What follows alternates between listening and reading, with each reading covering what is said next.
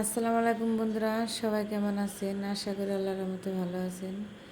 বন্ধুরা, আবার আপনাদের সামনে নিয়ে আসলাম সেই স্বাদের জিভে জল আসার মতো একটা ভর্তা রেসিপি, ইলিশ মাছের ভর্তা রেসিপি নিয়ে আসলাম। বন্ধুরা, প্রথমে আমি শুকনো মরিচটা সুন্দর করে ভালো করে ভেজে নেব। শুকনো মরিচটা প্রথমে মুচমুচা করে ভেজে নিতে হবে।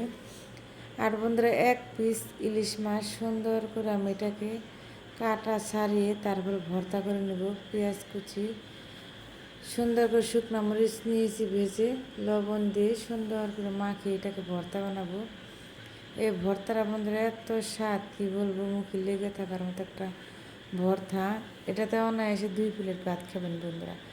এই যে প্রথমে আমি সুন্দর করে মাছটা ছেড়ে নিয়েছি কাটাটা। বেশি মাছ দিতে হয় না, 2-1 পিস মাছ দিলেই হয়, যেহেতু ইলিশ মাছ এমনি গ্রানে ম করে খেতে খুবই ভালো লাগে, খুবই স্বাদের একটা মাছ। ইলিশ মাছের ভর্তাটা বন্ধুরা খেতে গরম ভাতের সাথে কী যে মজা।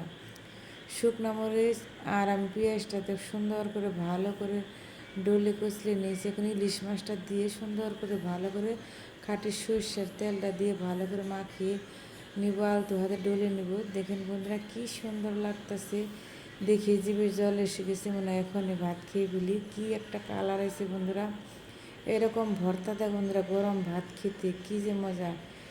খাওয়ার আগে বন্ধুরা জিভে জল এসে যাবে, সেই স্বাদের একটা ভর্তা। এভাবে ইলিশ মাছের টুকরা অথবা পিস ভেজে খেয়ে দেখবেন, একদম ভর্তা বানিয়ে একবার খেলে বারবার এটা খেতে চাইবেন। দেখেন ভর্তাটা কি লোভনীয় হয়েছে বন্ধুরা, খেতেও খুবই মজা, সেই স্বাদের একটা ভর্তা বন্ধুরা। দেখেন কি সুন্দর, এরকম ভর্তা হলে বন্ধুরা আর কোনো কথা নেই, অনায়াসে একদম চেটে পুটে আঙুল ভাত খাবেন বন্ধুরা। এই পর্যায়ে এখানে আছে আমি নদীর ট্যাংরা মাছ রান্না করব। মশলাটা সুন্দর করে ভালো করে আগে কষিয়ে নিয়ে তারপর সবজিটা দিয়ে দেবো। ডাঁটা, আলু, পেঁপে দিয়েছি, দিয়ে সুন্দর করে ভালো করে আমি সবজিটা নেড়ে চেড়ে নেব। সুন্দর করে ভালো করে কষিয়ে নেব আলতো হাতে। সবজিটা যত ভালো কষানি হবে রান্না খেতে তত টেস্ট হবে। আমি দিয়ে দেবো সবজির উপরে মাছটা, যেহেতু বেশি বড় মাছ না। সুন্দর করে আলতো হাতে সবজি আর মাছটা ভালো করে কষিয়ে নেব। ট্যাংরা মাছটা এভাবে রান্না করলে খেতে বেশি টেস্ট হয়। একটু ঝোলের পানি দিয়ে সুন্দর করে ঢাকনা ঢেকে দিব। দেখেন বন্ধুরা কী সুন্দর কালার হয়েছে। এরকম করে ট্যাংরা মাছ, নদীর ট্যাংরা মাছ আলাদা একটা স্বাদ বন্ধুরা, খুবই মজার একটা মাছ। এই মাছ যে কোনো সবজিতে রান্না করলে খেতে খুবই ভালো লাগে। দেখেন কী কালার হয়েছে, খেতেও খুবই মজা।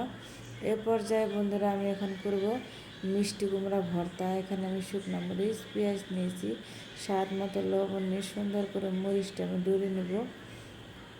ভালো করে আলতো হাতে সুন্দর করে ডলে নেব, পেঁয়াজটাও সুন্দর করে ডলে নেব।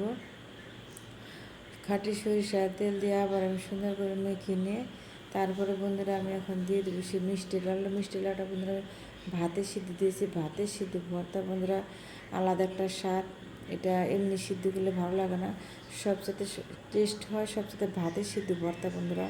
দেখেন বন্ধুরা ভর্তাটা কি লোভনীয় হয়েছে, খেতেও খুবই মজা। এরকম ভর্তা হলে গরম ভাতের সাথে বন্ধুরা আর কিছু লাগে না, অনায়াসে একদম তৃপ্তি করে ভাত খাবেন, সেই স্বাদের একটা ভর্তা বন্ধুরা। দেখেন কী সুন্দর হয়েছে। আমার রেসিপিটা যদি বন্ধুরা ভালো লাগে তাহলে লাইক, কমেন্ট, সাবস্ক্রাইব করে আমার পাশে থাকবেন। সবার জন্য শুভকামনা, দোয়া রইল। আল্লাহ হাফিজ।